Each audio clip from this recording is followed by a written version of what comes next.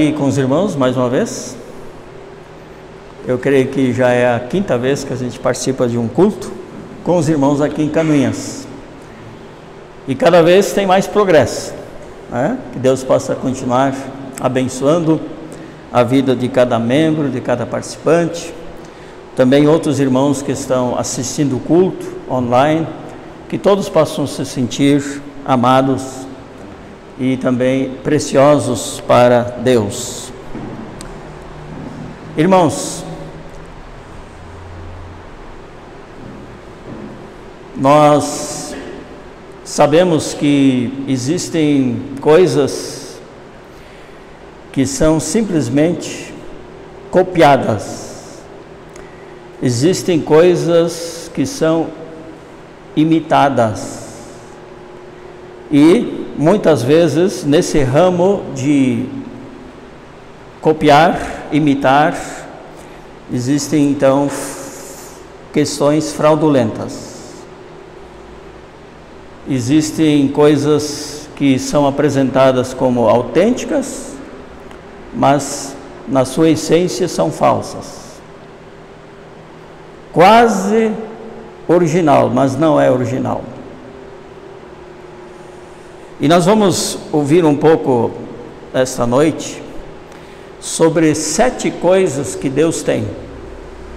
Quando a gente fala 7 coisas que Deus tem, não é que a gente possa enquadrar Deus dentro de números e de coisas, certo?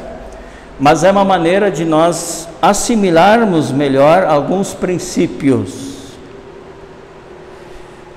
Existem atributos em Deus que são compartilhados com a criação. Por exemplo, amor, justiça. Por exemplo, também o senso, né, de presença. Nós sempre estamos em algum lugar, não podemos não estar em algum lugar. Embora em tudo isto que Deus comunica conosco, Ele é perfeito e infinito, e nós somos imperfeitos e finitos. Nós amamos, mas o amor de Deus é perfeito. Nós podemos estar em algum lugar, mas sempre em um lugar, e Deus está em todos os lugares, e assim por diante. Mas além dessa relação de Deus conosco, as atribuições de Deus, os atributos, as qualidades de Deus, que são aqui tratadas como comunicadas, né? Ele comunica isso à humanidade. Existem atributos incomunicáveis. A eternidade, por exemplo. Só Deus tem a eternidade, né? Só Ele é eterno. Então, quando nós falamos como introdução, vamos ouvir um pouco sobre 7 coisas que há em Deus, isso para compreendermos alguns princípios, mas sem limitar Deus em números e coisas, certo? Por outro lado, entender que há alguém que tenta imitar Deus nestas 7 coisas, que é o nosso arqui-inimigo Satanás. Satanás, em relação a Deus, é o seu opositor. E em relação a nós, ele também é o nosso adversário. Portanto, nesta noite, nós vamos pensar rapidamente sobre esta artimanha satânica de imitar Deus. Mas, já por antecipação, podemos afirmar que ele não consegue imitar Deus, porque Deus não é imitável, mas ele, na sua artimanha, tenta passar a ideia de que imita Deus. Então, como alerta, é absolutamente certo que Deus não pode ser iludido por ninguém, muito menos pode ser enganado por alguém. Mas o perigo reside em nós humanos, certo? O perigo está entre os homens. Por isso, esta noite queremos estar atentos. Então, por exemplo, se lermos Apocalipse 13, verso 2, nós podemos destacar a primeira coisa que Satanás tenta imitar Deus. Apocalipse 13, verso 2. A parte final do versículo. Então, Apocalipse 13, parte final do versículo 2. O dragão deu-lhe seu poder, seu trono e grande autoridade. Ora, a primeira coisa que Deus tem é seu trono, certo? Deus habita no trono, que naturalmente é uma figura, né, a respeito da autoridade, majestade, reinado de Deus. Como nós até ouvimos na leitura, né? Deus reina. Então, meus queridos, se afirmamos à luz da Bíblia que Deus habita no seu trono, entendemos claramente que Ele é o Rei, Ele é o Senhor. Deus tem o seu trono. Bom, aqui a referência é sobre a besta que deriva o poder de Satanás. No Apocalipse e à luz de toda a Bíblia isso fica muito claro. A besta que emerge da terra recebe o poder da besta que emerge do mar, mas esta besta que emerge do mar deriva o seu poder de Satanás. Então, a primeira coisa que destacamos aqui nestas 7 coisas que Satanás imita a Deus é que ele tenta passar para o mundo a ideia de que ele é o que reina, certo? Paulo chama até mesmo aquele que é o Deus do mundo, no mundo sem Cristo, o mundo sem Deus, o mundo sem a salvação. Inclusive, as Escrituras tratam aqueles que ainda não estão em Cristo, né? Eles fazem parte do reino das trevas. Primeiro destaque: Deus tem trono e Satanás, imitando-o, sugere que tem trono. Quando nós olhamos o início de Apocalipse capítulo 2, por gentileza, irmãos, agora verso 9 do capítulo 2, Apocalipse 2, 9, nós lemos assim: conheço a tua tribulação, a tua pobreza, apesar de seres rico, e a blasfêmia dos que dizem ser judeus, mas não o são, pelo contrário, são sinagoga de Satanás. No capítulo 3, verso 9, agora capítulo 3, verso 9, lemos: farei aos da sinagoga de Satanás, aos que se dizem judeus e não são, mas mentem, sim, farei que venham adorar prostrados aos teus pés e saibam que eu te amo. Então, meus irmãos, no Novo Testamento, o termo sinagoga, ele é paralelo ao termo igreja, certo? Igreja, sinagoga são termos que se referem ao povo de Deus, no contexto do Novo Testamento. No entanto, quando Jesus está julgando corretamente a igreja de Esmirna, e ele também está julgando a igreja de Filadélfia, ele diz que há uma parte dos integrantes que, na verdade, se constitui em sinagoga de Satanás.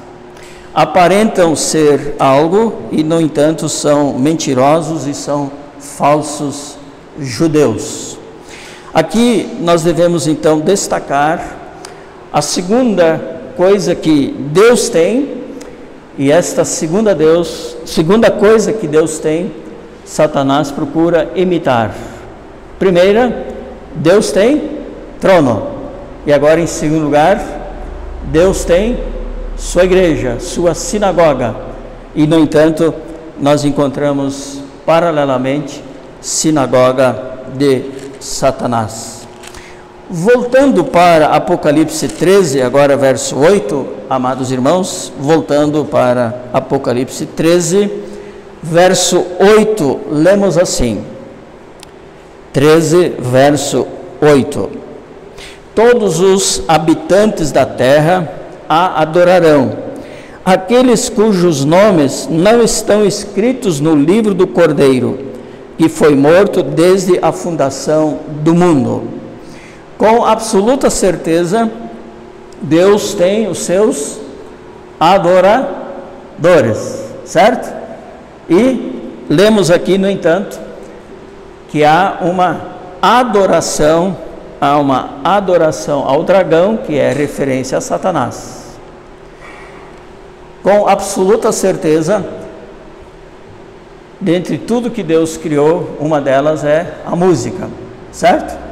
Mas não há dúvida de que existe muita música que é não para a honra e glória de Deus. Então vejam, vocês estão acompanhando. Deus tem trono.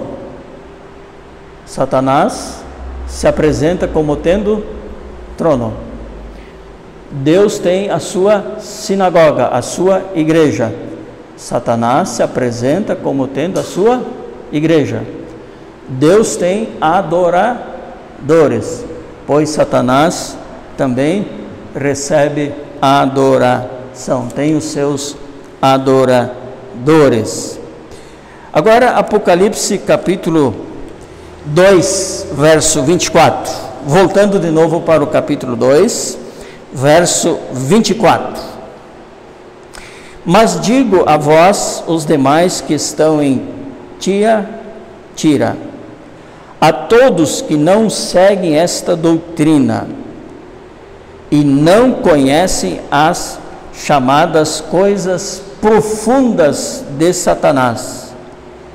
E então João consola os irmãos: não colocarei outra carga sobre vós. É muito interessante que Apocalipse, do capítulo 1 até o final, capítulo 22, sempre distingue, sempre separa aqueles que são mencionados por duas expressões clássicas: os que guardam a palavra de Deus e são testemunhas de Jesus. Os que guardam a palavra de Deus e são testemunhas de Jesus. Isso é padrão no livro de Apocalipse. E sempre estas duas expressões se dirigem ao povo de Deus, aos discípulos que até mesmo são candidatos ao martírio, certo? E mesmo que houver martírio, morte de cristãos, isso nunca é derrota para os discípulos, ao contrário, é vitória. Então esta é a primeira parte. Apocalipse se dirige aos que guardam a palavra e são testemunhas de Jesus, a igreja de Cristo. Mas, por outro lado, Apocalipse se refere ao homem sem Cristo como sendo parte do mundo, da terra, habitantes da terra, certo? E geralmente representados pelo número 4, onde nós temos a ideia então de humanidade ímpia. Com isso, agora vejam bem, queridos irmãos, nós estamos lendo aqui de que dentro da igreja de Tiatira, uma das 7 igrejas, havia aqueles que tinham sede, que tinham afeição por algo que João aqui denomina profundezas de Satanás. Quer dizer que algo para uma parte era fascinante, e ele denomina isso como sendo profundezas de Satanás. Ampliando um pouco este entendimento, nós sabemos que Paulo, ele era um homem culto, um homem letrado, um homem que conhecia muito bem a cultura helênica, grega. Ele conhecia muito bem também poetas, né? Ele até cita, e ele consegue naturalmente permear entre o Antigo Testamento e a cultura secular. Mas quando ele olha o aspecto da sutileza de Satanás, ele até diz que existem vãs filosofias, certo, irmãos? Ele não diz que toda a filosofia é vã, jamais, ok? Mas ele se refere a uma parte da filosofia como sendo vã, inútil. E é claro que agora, juntando as duas informações, nós podemos em parte compreender a preocupação de Jesus através do apóstolo João a esta igreja de Tiatira, de que havia não por parte de todos sede por Deus e as profundezas acerca de Deus, mas até mesmo então havia uma parte que tinha sede por profundezas de Satanás. Ou seja, nós estamos diante de uma quarta tentativa de imitação satânica. Se eu perguntasse tudo que é teológico, tudo que é a respeito do conhecimento sobre Deus, é de fácil entendimento, irmãos? Será que tudo é fácil? Será que tudo é compreensível? Será que tudo é alcançável por nós? É claro que não. Então aqui nós temos mais uma sutileza satânica: atrair homens para coisas profundas, certo? E o conhecimento então entra em áreas nefastas, perigosas, danosas, certo? Então Deus tem trono, Satanás diz que tem trono. Deus tem sua igreja, Satanás também tem a sua igreja. Deus tem adoradores, Satanás tem seus adoradores.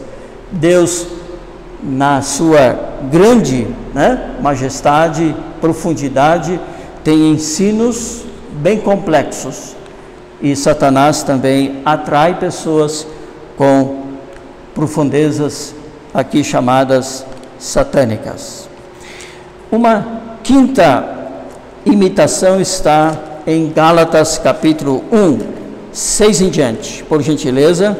Gálatas capítulo 1, verso 6 em diante. Paulo diz, Gálatas 1, 6 em diante: estou admirado de que estejais vos desviando tão depressa daquele que vos chamou pela graça de Cristo para outro evangelho, que de fato não é outro evangelho, senão que há alguns que vos perturbam e querem perverter o evangelho de Cristo. Mas, ainda que nós mesmos ou um anjo do céu vos pregue um evangelho diferente do que já vos pregamos, seja maldito. Conforme disse antes, digo outra vez agora: se alguém vos pregar um evangelho diferente daquele que já recebestes, seja maldito. Existe um deutero-evangelho, um falso evangelho. Na verdade, um não-evangelho, certo?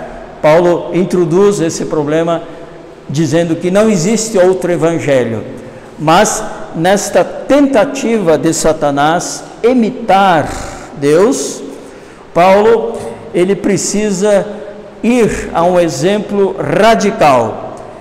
Se nós anunciássemos por toda a região, não somente Canoinhas, que esta noite teríamos um anjo aqui pregando, eu acho que nós teríamos uma multidão aqui, certo? Desculpe aqui minha fácil e talvez muito rápida dedução, mas no mínimo seria curioso. E se não viesse muita gente e de fato um anjo estivesse aqui pregando, amanhã seria notícia, correto? Amanhã seria a primeira página, seria a manchete principal de todas as redes de comunicações. Mas vejam que Paulo precisou ir até este extremo. Se isto acontecer, de um anjo descer e pregar, mas a sua pregação não é o Evangelho de Jesus, vocês não deveriam jamais dar crédito, ainda que fosse um anjo. Tão sério é o perigo de falsas doutrinas, falsos evangelhos. Os irmãos estão acompanhando muito bem o raciocínio. Deus tem trono, Satanás diz que tem. Deus tem igreja, Satanás assim também diz que tem. Deus tem adoradores, Satanás tem adoradores. Os ensinos de Deus são complexos, porque Deus é a fonte inesgotável, certo? E Satanás tenta atrair com ensinos fascinantes.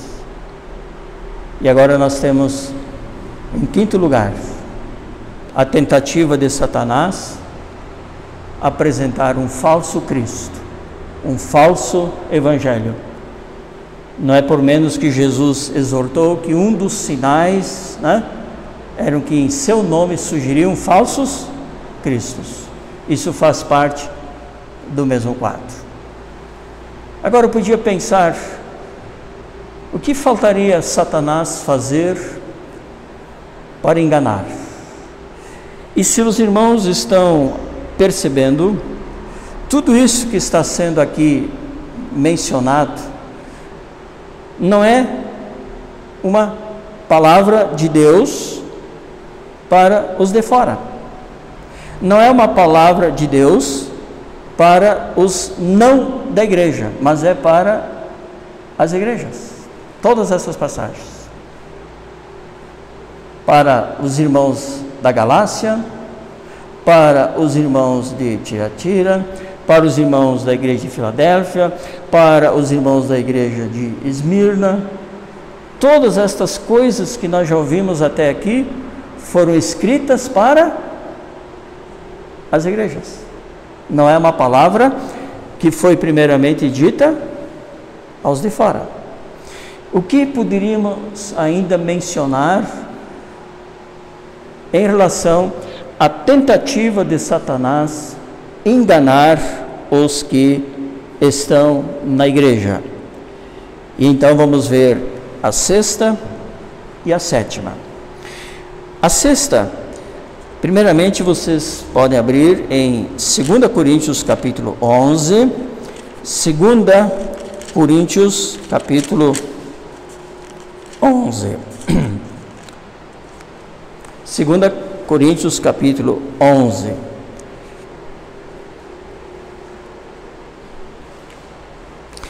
Verso 13 em diante.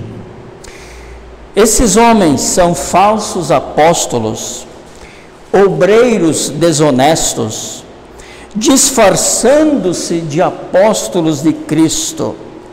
E não é de admirar, pois o próprio Satanás se disfarça de anjo de luz.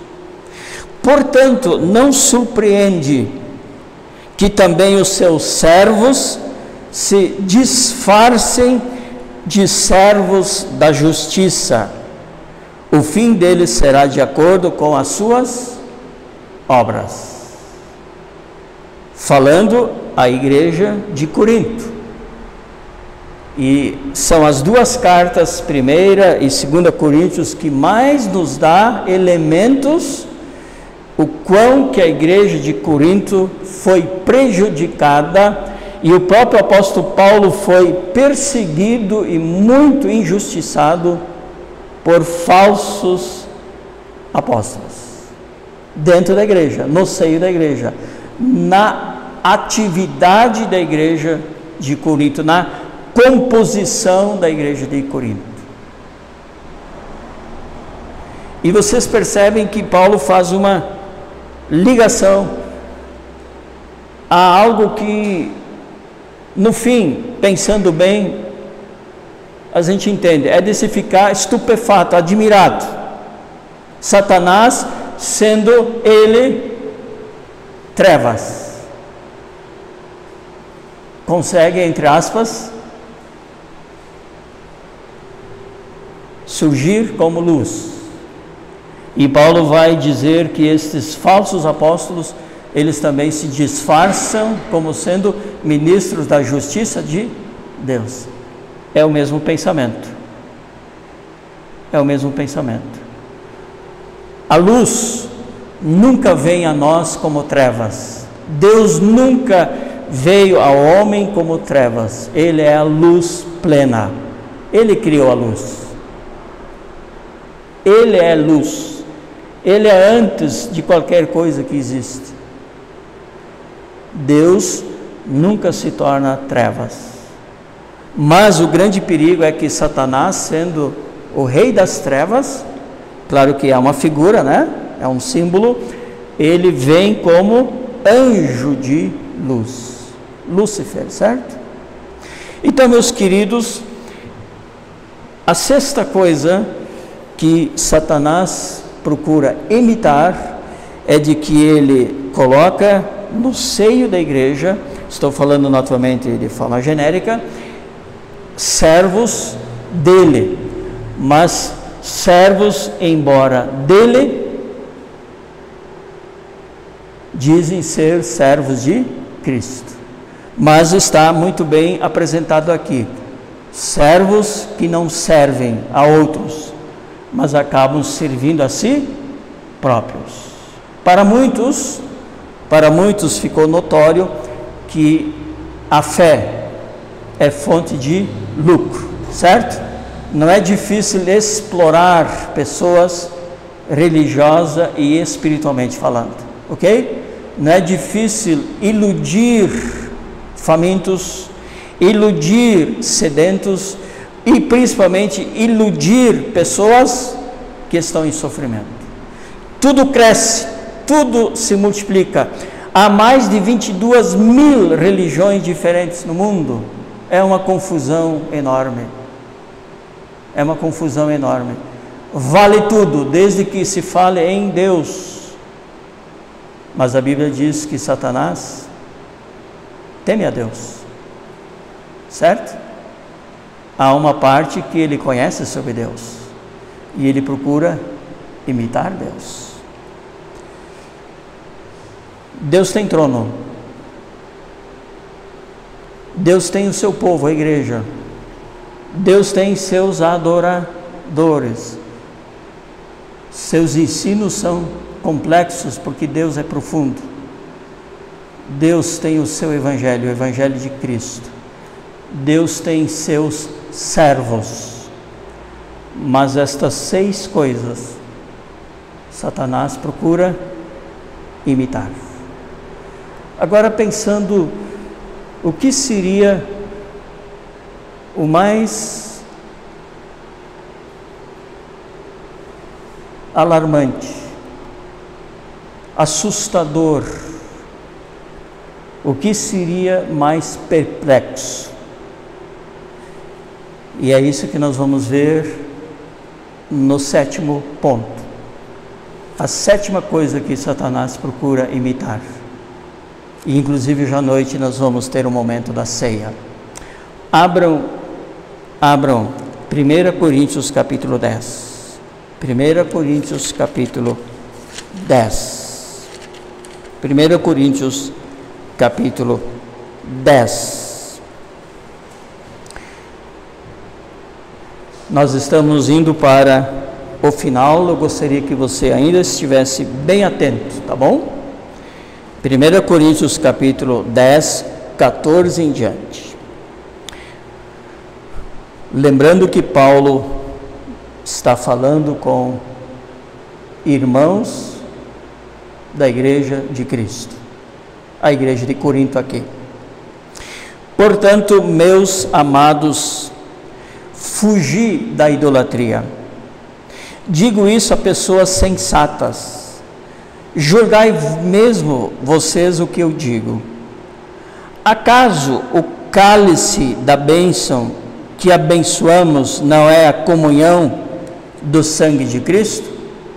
A resposta é sim, né, irmãos? Acaso, meus irmãos, o cálice não representa o corpo de Cristo? Resposta sim. Acaso o pão que partimos não é a comunhão do corpo de Cristo? De novo, a resposta é sim, o pão representa Jesus, né? Que deu a vida por nós para termos comunhão com Ele. Diz o verso 17: há somente um pão, e nós, embora muitos, somos um só corpo, pois todos participamos do mesmo pão. Observai o povo de Israel. Por acaso os que comem dos sacrifícios não são participantes do altar? Será que estou dizendo que aquilo que é sacrificado ao ídolo é alguma coisa? Ou que o ídolo é alguma coisa? E a resposta agora é não. Não existe outro Deus além de Deus. Todos os deuses, todos os ídolos são criados pelos homens. Claro que todos os ídolos e todos os deuses são frutos da sagacidade satânica.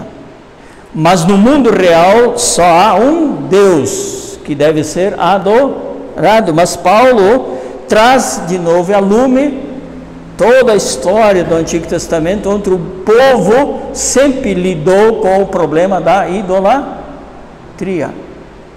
E agora ele se dirige aos crentes de Corinto. Vamos seguir a leitura, verso 20. Não, antes digo que as coisas que eles sacrificam-nas a demônios. Não podeis beber do cálice do Senhor e do cálice de demônios.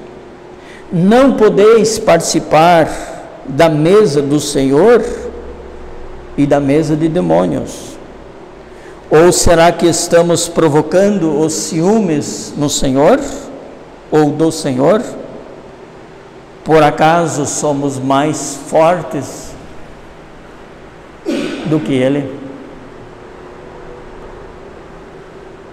Meus queridos irmãos, é assustador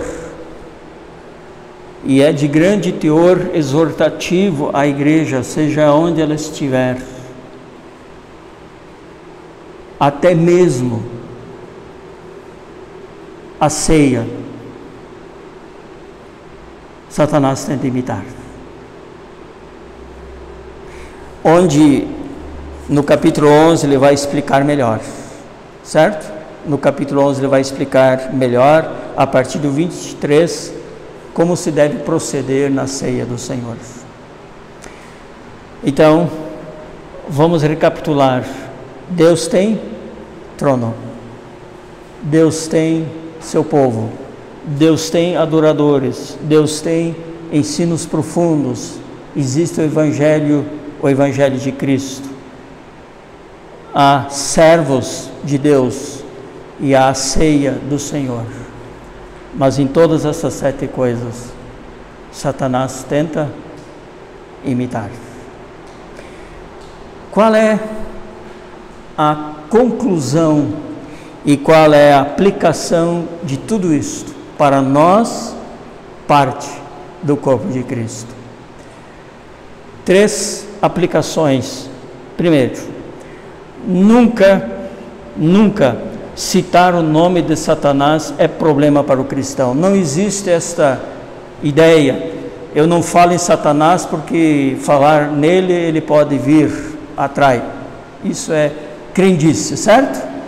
Nós com maturidade, discernimento, boa base bíblica, tranquilamente devemos compreender, entre tantas outras doutrinas, a doutrina da satanologia. Satanás existe, é real. Então, o assunto sobre Satanás para os cristãos não é assustador, não é alarmismo, mas sim para nós que estamos na luz. É muito bom que se conhece quem não é a luz. Assim como eu devo conhecer as notas verdadeiras para identificar as falsas, assim como eu devo conhecer o que é autêntico para ver aonde é que falta a autenticidade, é salutar, é saudável que os cristãos tanto falam firme na palavra sobre Deus, como também quando é necessário fazer referência a Satanás, não há nenhum constrangimento, dificuldade ou problema, certo? Primeira aplicação, fala-se da criação de Deus como um todo, e os anjos caídos são também fruto da criação de Deus, mas a queda é de responsabilidade de cada anjo que caiu, mas a criação é de Deus, certo? Então essa é a primeira aplicação. O cristão que anda na luz não tem dificuldades de lidar com a doutrina sobre Satanás e demônios. Deu para entender? Eu não falo em Satanás porque atrai, não falo em diabo porque isso traz maus olhares ou influências. Isso é crendice popular, certo? Senão a Bíblia não traria com tanta liberdade este assunto. Segunda aplicação, quando nós ouvimos nesta noite de que Satanás estava trazendo para dentro da igreja coisas tão falsas, a ideia de que existe um trono, ou seja, que ele é o rei, a ideia de que a música é para ele, a ideia de que ele tem servos que o servem e ele exatamente está por trás de todo esse exercício, a ideia de que ele quer que haja distorção na compreensão da ceia, etc, etc. A aplicação aqui é a seguinte, irmãos: quando nós não buscamos a sã doutrina, sempre pode haver enfermidades na doutrina. É como também na saúde, certo? Ou a gente está bem, ou não está bem. Ou nós temos saúde, ou existe enfermidade. Não existe neutralidade. O teólogo suíço Karl Barth escreveu uma frase incrível que resume várias coisas. Não existe na área da espiritualidade terreno neutro. Não existe neutralidade. Alguma coisa vai revelar ou bênção ou o contrário. Não existe neutralidade. Ou seja, não há espaço para que a gente diga: vamos fazer dessa maneira e não vai ter consequência. Vamos crer dessa forma e não haverá consequência. Vamos decidir assim e não haverá consequências. Não, meus irmãos, na área espiritual não existe neutralidade. Jesus taxativamente diz: quem comigo não ajunta, espalha. Quem não é comigo é contra mim, certo? Não há neutralidade. Por isso nós abordamos esse ponto hoje à noite. Satanás procura se intrometer em todas as coisas, inclusive na igreja de Cristo Jesus. Terceira aplicação, e esta deve ser a grande verdade prática para nós. Meus irmãos, nós não pregamos estas coisas hoje à noite para nossa tristeza, certo? Nós não pregamos estas coisas para ficarmos alarmados, mas sim para dizermos algo conclusivo e precioso. Jamais, eu vou dizer 3 vezes para que você vá para casa com isso assim, como dizia um novo cristão lá em Getúlio Vargas, um sino batendo dentro da consciência, certo? 3 vezes eu vou dizer: jamais jamais, jamais Satanás consegue imitar o amor de Deus. Portanto, sinta-se amado por Deus. Ele jamais imitará o amor. Isso não é da sua natureza. Portanto, amemos a Deus. Amemos uns aos outros. E o amor entre nós, diz Jesus, é a prova de que Ele está entre nós. Contra o amor a Deus e contra o amor fraternal não existe nenhum argumento e nenhum poder. Deu para entender? Jamais, jamais, jamais Satanás consegue imitar o amor de Deus. Deus é amor. Amém? Que Deus abençoe tanto os irmãos que estão presentes, como os irmãos que estão nos ouvindo e assistindo. Vamos orar juntos? Vamos ficar em pé e vamos orar. Pai querido, obrigado pelo teu amor tão puro, tão sublime, tão perfeito, tão acolhedor. O teu amor que salva, o teu amor que restaura, o teu amor que chama para a nova vida. Obrigado pelo teu amor que perdoa. Obrigado pelo teu amor que nos envolve para termos comunhão contigo.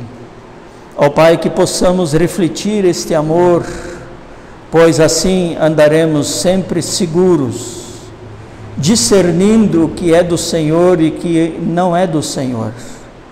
Abençoa esta amada igreja, abençoa através dos ministérios, que tão somente a sã doutrina seja aqui pregada, e nós sabemos que esse é o desejo tanto do pastor como dos irmãos, sabemos desse temor. Pedimos também, Senhor, que muitos ainda aqui possam conhecer o verdadeiro e autêntico Evangelho. Ó Pai, nós não estamos aqui em nome de uma denominação, a denominação faz parte, mas a denominação deve amar a Ti. Os membros devem amar a Ti. É nesta igreja local que Teu amor deve ser anunciado e vivido, pois isso Satanás nunca poderá imitar. Ó Deus, livra-nos de todas as artimanhas satânicas na nossa vida particular e também na vida eclesiástica, como igreja, como corpo. Obrigado que agora vamos participar da ceia e somente queremos fazer a ceia em nome do Senhor. Somos um corpo em Cristo e juntos queremos celebrar a Tua ceia, a ceia do Senhor. Obrigado pelos irmãos, abençoe a todos, guarde a todos e também esteja cuidando da família pastoral. Obrigado por todos os ministérios e que esse trabalho possa continuar sendo frutífero e importante como luz aqui no contexto. Oramos assim em nome do Senhor. Amém. Amém.